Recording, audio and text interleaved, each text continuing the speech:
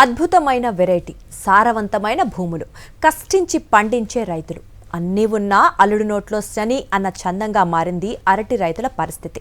లక్షలాది రూపాయలు పెట్టుబడి పెట్టి కన్నబిడ్డల అరటి పంటను సాగు చేసుకుంటే అకాల వర్షాలు, ఈదురుగాలులకు రైతులు కుదేలయ్యారు.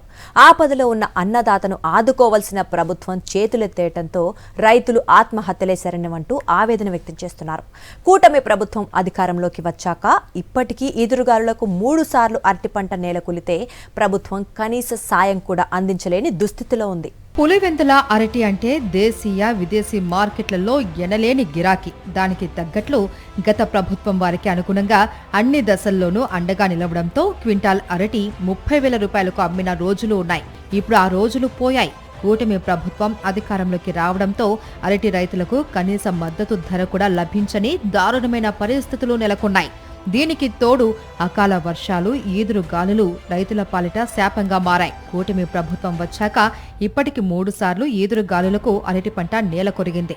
లక్షల రూపాయల పెట్టుబడి పెట్టి కన్నబిడ్డల్లా సాకిన పంట ఒక్కసారిగా కళ్ల ముందే నేల కూలడంతో రైతులు తీవ్ర ఆందోళన చెందుతున్నారు.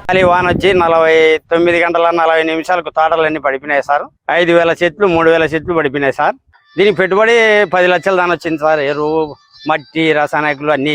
కానీ ఇప్పుడు ప్రభుత్వం ఆదుకోవాలి సార్. ఆదుకోకుండా పోతే పెట్టుబడులన్నా తీర్చుకోలేము. అప్పు చేసినాడు. ఈ ప్రభుత్వం ఆదుకోవాలి సార్. మాకు ఎంతో ఎంత ఇచ్చి మీరు అని మిమ్మల్ని సహకరిస్తున్నాం సార్. ఓవైపు ధర లేక దిగాలు పడ్డ రైతన్నకు అకాల వర్షాలు, ఈదురు గాలులు పెద్ద సమస్యగా మారాయి. గత ఏడాది మార్చి, నవంబర్ మాసాలలో 2 సార్లు అకాల వర్షాలకు అరటి పంట దెబ్బతింది. తాజాగా మళ్లీ వేసవిలో వచ్చిన అకాల వర్షాలు, ఈదురు గాలులు మరో 1000 ఎకరాల పంటను నేలమట్టం చేశాయి.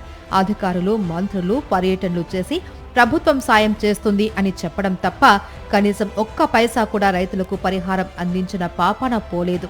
ఓవైపు మద్దతు ధర అందించడంలో విఫలమైన ప్రభుత్వం కనీసం ప్రకృతి వైపరీత్యాల్లోనూ రైతులకు అండగా నిలబడడం లేదు. కనీసం బీమా సౌకర్యం కల్పించడంలోనూ చంద్రబాబు ప్రభుత్వం పూర్తిగా విఫలమైంది. రైతుకు ఏదో అంతో ఇంత లాభదాటిగా ఉంటుందని ఈ రెడ్ బనానా పెట్టడం జరిగింది మేము.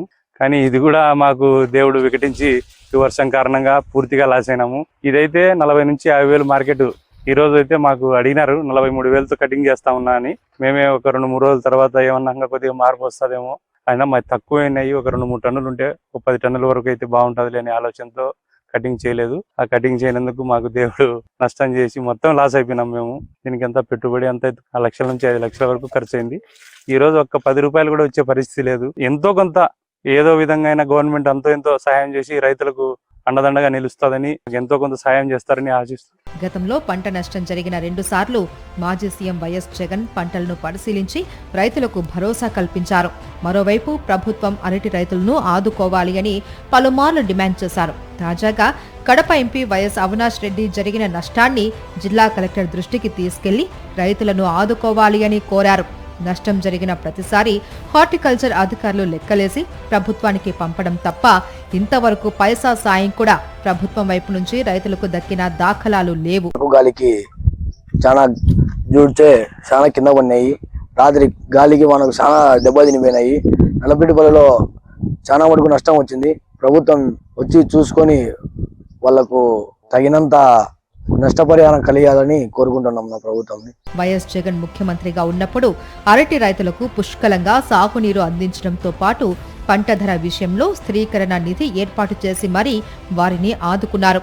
వైఎస్ జగన్ హయాంలో క్వింటాల్ ధర 30,000 వరకు వెళితే ఇప్పుడు కొనే నాథుడే కరువయ్యాడు. ఆనాడు పులివెందుల అరటి విదేశాలకు ఎగుమతి చేశారు. కేంద్ర ప్రభుత్వం సహకారంతో ప్రత్యేక రైలు ఏర్పాటు చేసి విదేశాలకు సైతం ఎగుమతి చేసిన తీరు రైతులు గుర్తు చేసుకుంటున్నారు. అంతేకాదు, రైతులు పండించిన అరటిని విదేశాలకు ఎగుమతి చేసేందుకు బనానా ఇంటిగ్రేటెడ్ ప్యాక్ హౌస్ నిర్మించి ప్రాసెసింగ్, స్టోరేజీ సౌకర్యాలు కూడా కల్పించారు. ఇప్పుడు ఆ ప్రాసెసింగ్ ప్లాంటుకు ఈ కూటమి సర్కార్ తాళాలు వేసేసింది.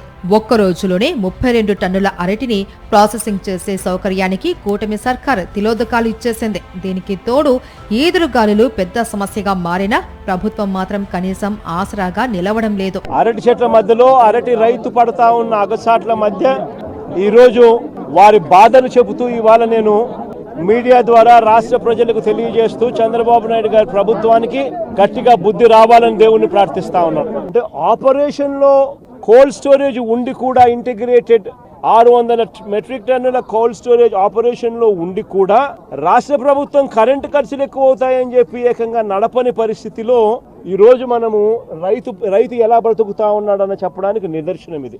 దేశ విదేశాలలో తమకంటూ ప్రత్యేకత సంపాదించుకున్న పులివెందుల అరటి రైతులు ఇప్పుడు తీవ్ర నష్టాలతో కన్నీటి పర్యంతమవుతున్నారు.